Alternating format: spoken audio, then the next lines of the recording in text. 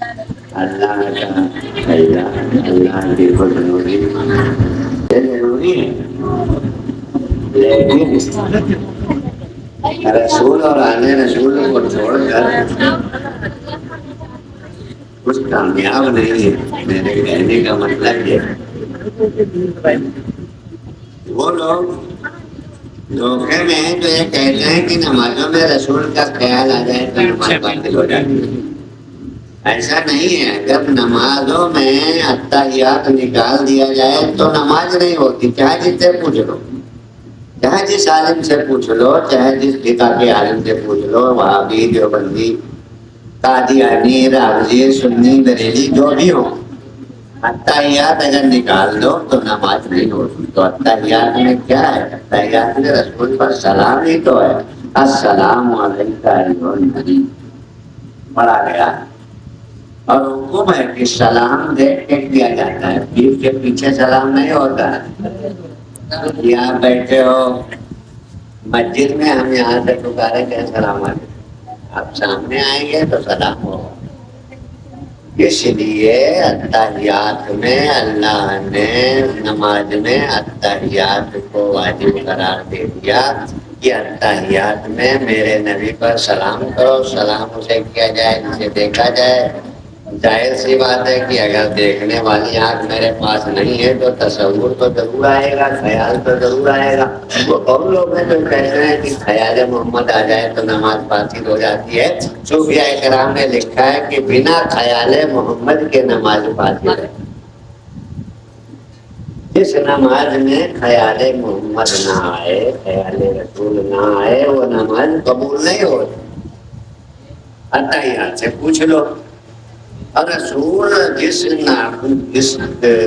رسول کی نماز میں جس کا خیال آئے، ابھی تو امت کا ہو گیا کہ امت پر، امت کی نمازوں میں، امت کی عبادتوں میں رسول کا خیال واجب ہے۔ تب سوال یہ پیدا ہوتا ہے کہ رسول اپنی عبادت میں کس کا خیال کرتے؟ تو وہ رسول نے دکھا دیا۔ امام حسین کو اپنے خشتے مبارک پر دکھا کر معلوم ہوا کہ امت کی عبادت رسول کے خیال سے ہوتی ہے اور رسول کی عبادت حسین کے خیال سے ہوتی ہے۔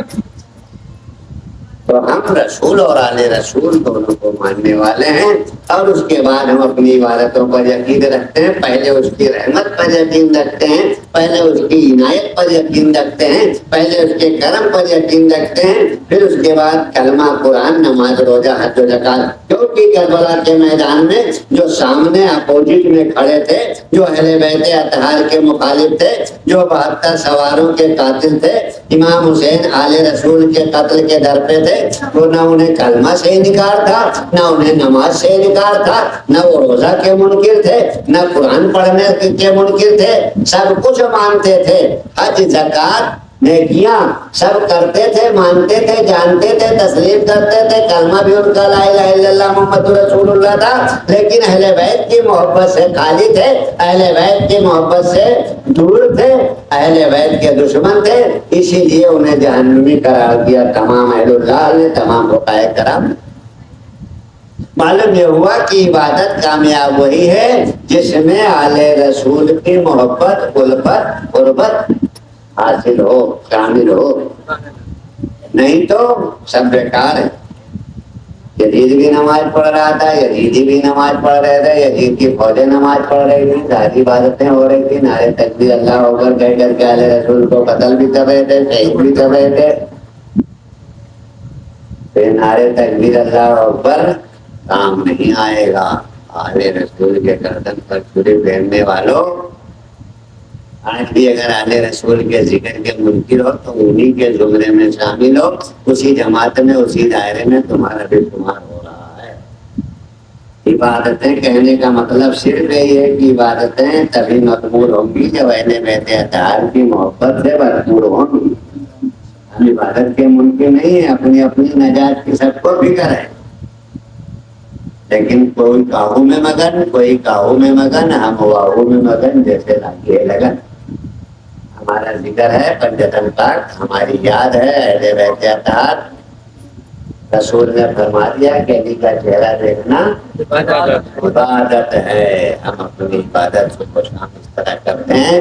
وآخر دعواہم الحمد للہ رب العالمین، والسلام علی المرسلین۔